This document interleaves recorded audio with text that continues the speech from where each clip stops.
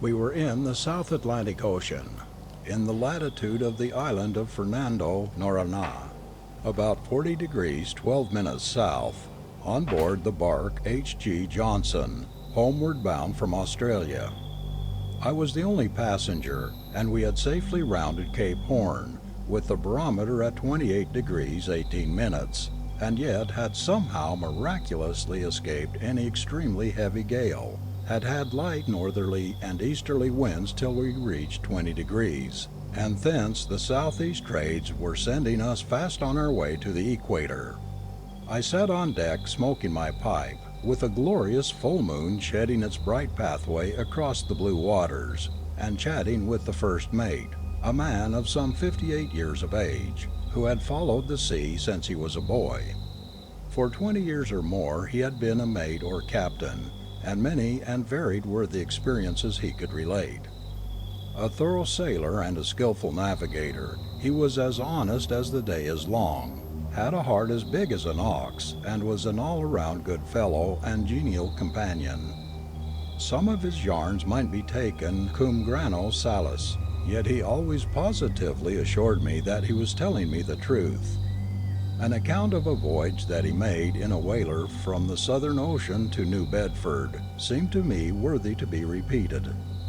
He had rounded Cape Horn 6 times and the Cape of Good Hope 26 times, besides making many trips across the Western Ocean and to South American ports. I give his account as near as possible in his own words. It was in '71 that I commanded the whaler Mary Jane. We had been out from home for over 3 years, and had on board a full cargo of whale oil, besides 2,000 pounds of whalebone, which was then worth $5 per pound. I had also been fortunate enough to find in a dead whale which we came across a large quantity of ambergris, and our hearts were all very light as we began our homeward voyage, and our thoughts all tended to the hearty welcome which we should receive from wives and sweethearts when we reached our journey's end. Many a night I lay in my berth, I had thought with great pleasure of the amount of money that would be coming to me from the proceeds of our voyage when we arrived in New Bedford.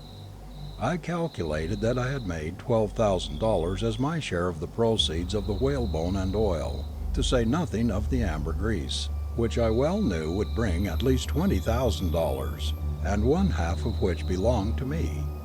You can therefore imagine that I was well pleased with myself as we went bounding along through the southeast trades.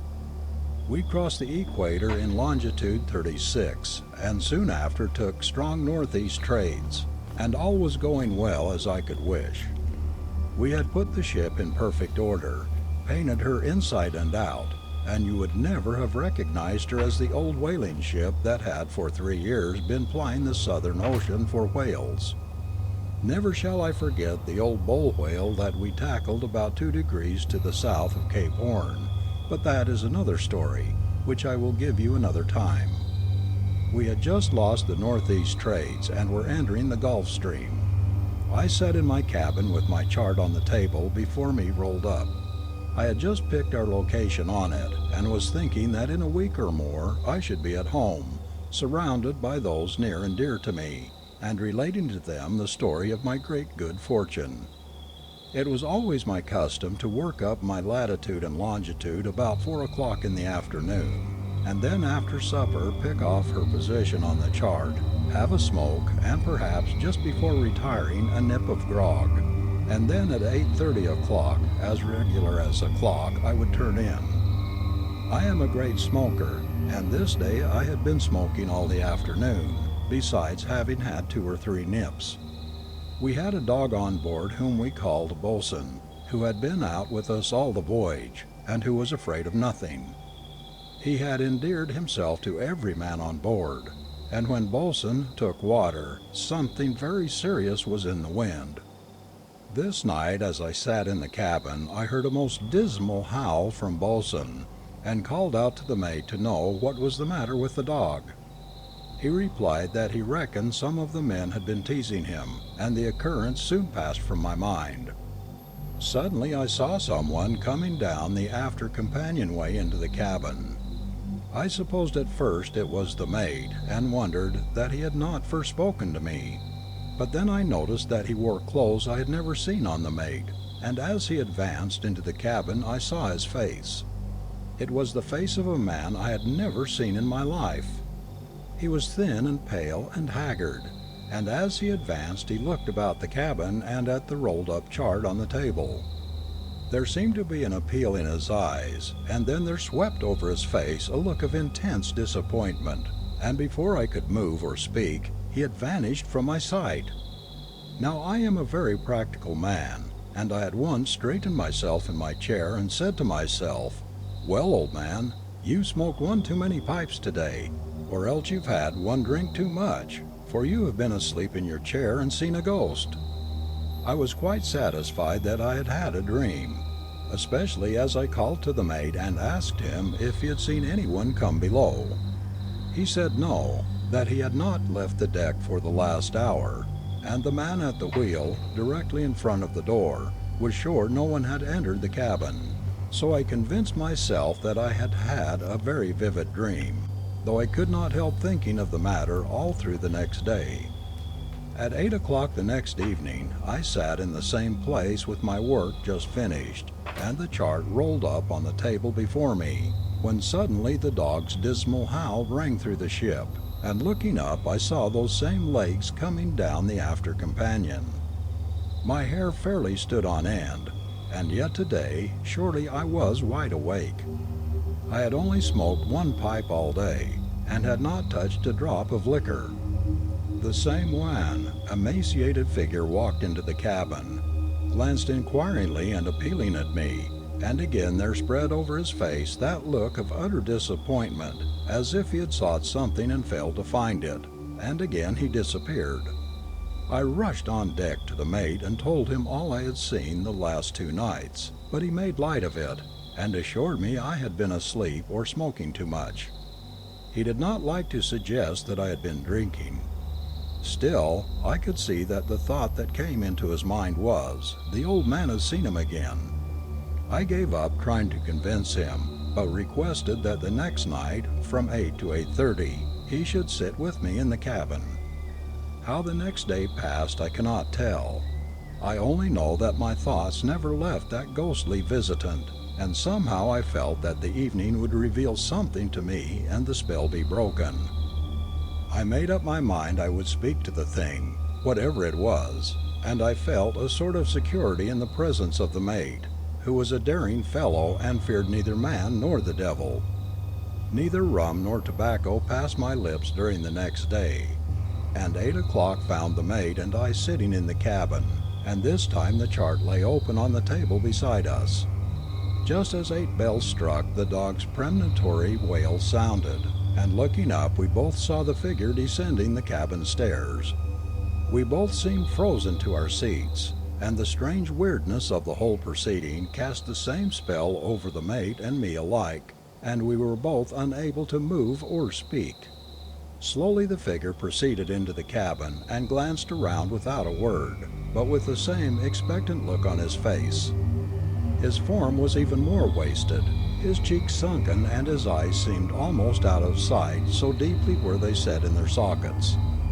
As his eye fell on the open chart, a look of supreme joy fairly irradiated his features, and advancing to the table, he placed one long, bony finger on the chart, held it for a moment, and then again disappeared from our sight.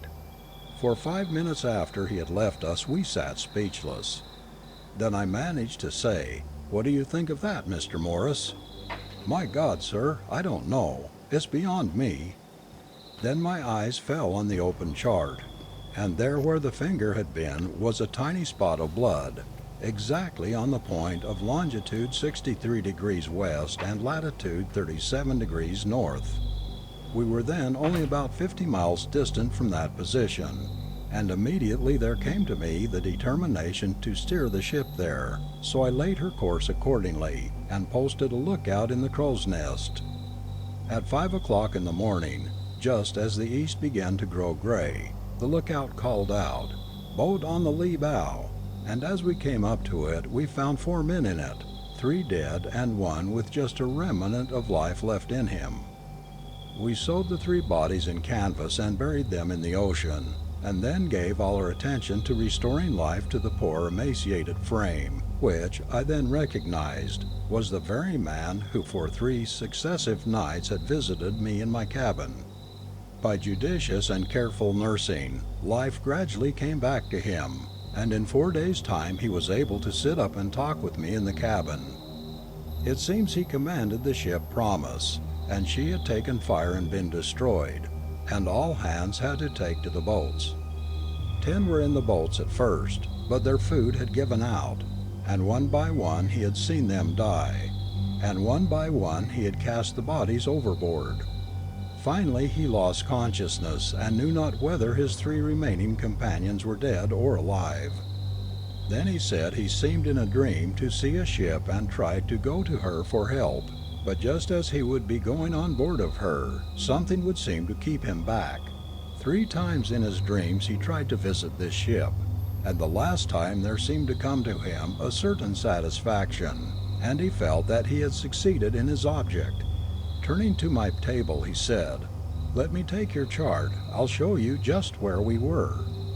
"Stop," said I. "Don't take that chart. It is an old one and all marked over. Mark your position on this new one." He took my pencil and knife and carefully sharpened his pencil. Then, taking my dividers, he measured his latitude and longitude and placed a pencil dot at a point on the clean chart. As he lifted his hand, he said, "Oh, excuse me, Captain. I cut my finger in sharpening the pencil and left a drop of blood on the chart." "Never mind," said I. "Leave it there." And then I produced the old chart, and there, in an exactly corresponding place, was the drop of blood left by my ghostly visitor. Then, looking steadily into my face, the mate solemnly added, "I can't explain this, sir. Perhaps you can. But I can tell you on my honor it's God's own truth that I have told you."